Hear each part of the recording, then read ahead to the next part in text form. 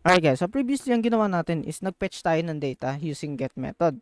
So, ano nga ba yung request method?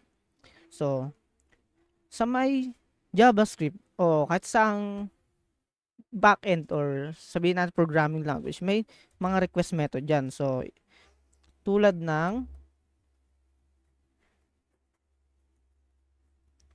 get, put, post, at saka delete. So, ito yung mga common na ginagamit na request method. So, pag sinabi natin get, kinukuha natin yung data o yung data, get data. Ngayon, dito naman sa may put, dito tayo nag-update. Then, itong post is add or create and modify. So, pwede rin mag-modify. So, sa delete naman is delete. Pero, ito lang ang tatandaan nyo sa mga to. Si get ay nag-a-accept lang siya ng wala siyang ina-accept actually. So, wala siyang ina-accept na body, no, not accepting body. So, it means hindi siya nag-accept ng body. Only params. So, it means parameter lang. So, like, halimbawa, ang parameter natin is ganito, 23. So, ayun yung tinatanggap niya. And then, sa may put naman, dito is dalawa.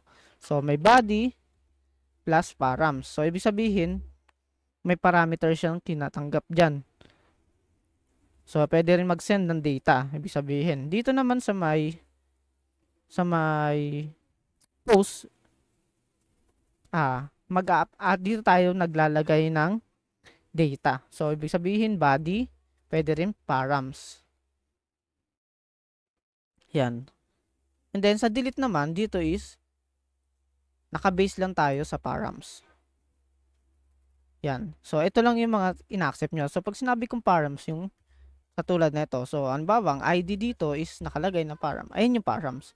So, it means pupunan mo ng ID na 2, 3, 4. So, medyo ano na yan, medyo nasa ibang ibang tutorial na yung mga ganong klase. So, soon ko na ituturo yung mga ganon. So, dito lang tayo sa my basic muna sa React.